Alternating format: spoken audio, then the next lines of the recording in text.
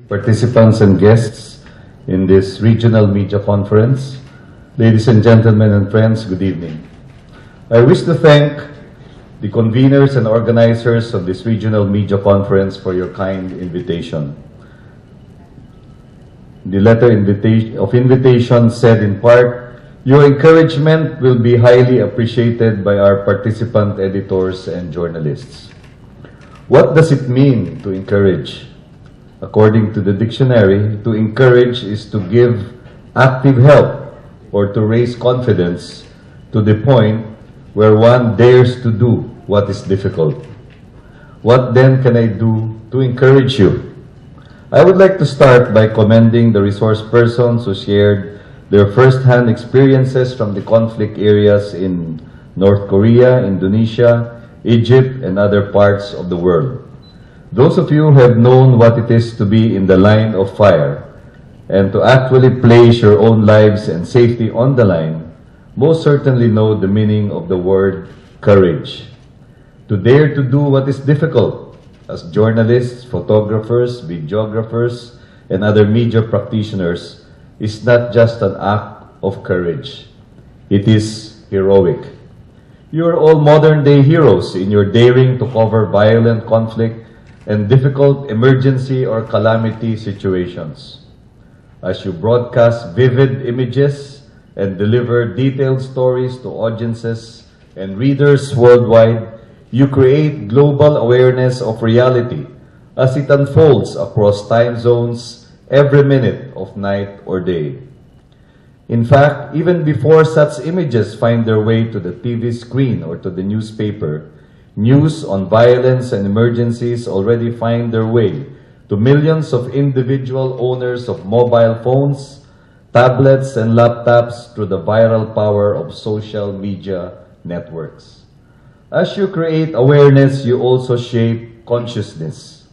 Consciousness builds consensus. When people find common ground, they unite and take action. That's how the Berlin Wall was toppled. That's how our own EDSA People Power Revolution triumphed. That's the story of the Arab Spring that continues to gain traction beyond what was thought of initially as a single season of discontent. As you conclude this pathfinding conference, allow me to share with you 3 reflections. First reflection, we must continue to assert and defend freedom of expression. In the words of President Corazon Aquino, freedom of expression, in particular, freedom of the press, guarantees popular participation in the decisions and actions of government, and popular participation is the essence of our democracy. Without freedom of expression, it is difficult to know and ascertain what is true and real. And as the good book constantly reminds us, it is the truth that shall set us free. The practice of your work and profession thrives in the light of truth and freedom, withers in the shadows of censorship and harassment, and perishes in the gallows of brutal repression. This leads me to my second reflection. For freedom of expression to flourish, we must exercise our freedoms responsibly.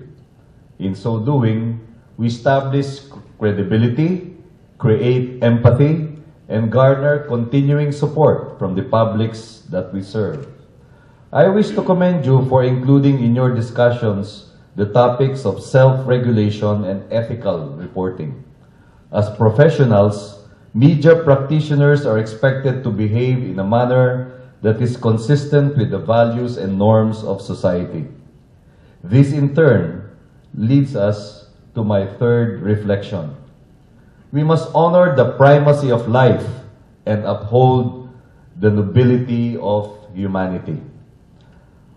I was not here earlier, but I would like to believe that this thought is embodied in your topic on humanitarian reporting and humanitarian action.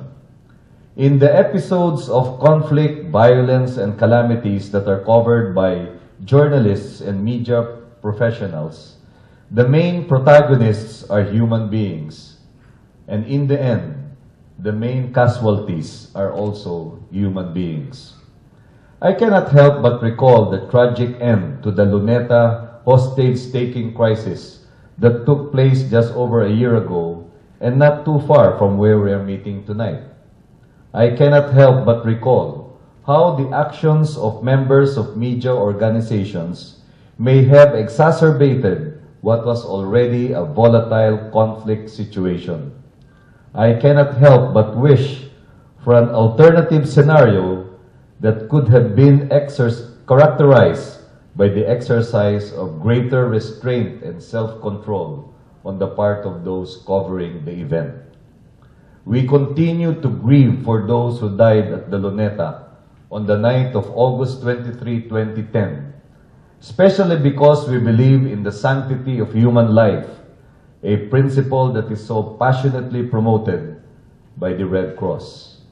In summary, my dear friends, perhaps we can all affirm and declare this: to be free, to be responsible, and to be compassionate towards our fellow human beings. That is the commitment that we all share. Thank you and good evening.